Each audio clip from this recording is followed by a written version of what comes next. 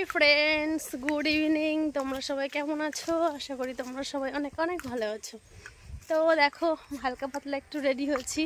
এই গরমে আর রেডি হতে ইচ্ছে করলো না, তো এখন যাচ্ছি ননদের বাড়িতে।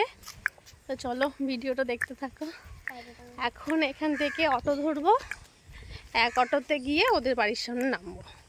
তো চলো ভিডিওটা দেখতে থাকো, পুরো ভিডিওটা ভীষণ ভীষণ মজা করবো। তো চলো। তো এই দেখো পৌঁছে গেছি স্টেশনের কাছে।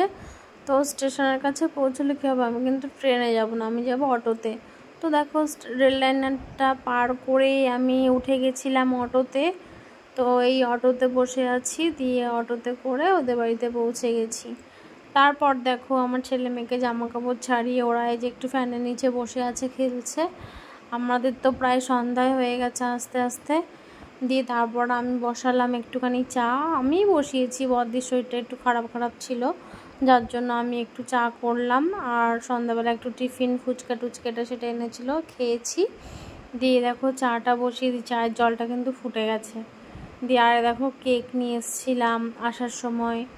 আর আমি কিন্তু আম নিয়ে গেছিলাম। তারপর বদ্দি বাজারে গেছিলো, দিয়ে ওর সাথে কতটা টুকটাক এটা সেটা কিনলাম, দিদিও কিনেছিল। দিয়ে তারপর আমরা বাড়ি এসেছি, এসে এই যে এখন ফুচকা খেয়েছি, তারপরে এই যে এখন আবার কিছুক্ষণ বাদে চা খাচ্ছি। তো দেখো তারপরে যে চাটা খেলাম, খেয়ে আমরা একসাথে বসে বসে দুজন অনেকক্ষণ গল্প করলাম।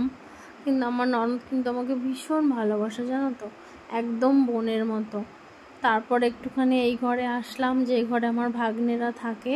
তো এই ঘরটা দেখো কত সুন্দর করে টুকটাক সাজিয়ে রেখেছে। দিয়ে এই যে ছবিগুলো দেখছো না, এগুলো সব আমার ওই ভাগ্নেটা এঁকেছে, ননদের ছেলে। প্রত্যেকটা ছবি ও এঁকেছে। ভিডিওটা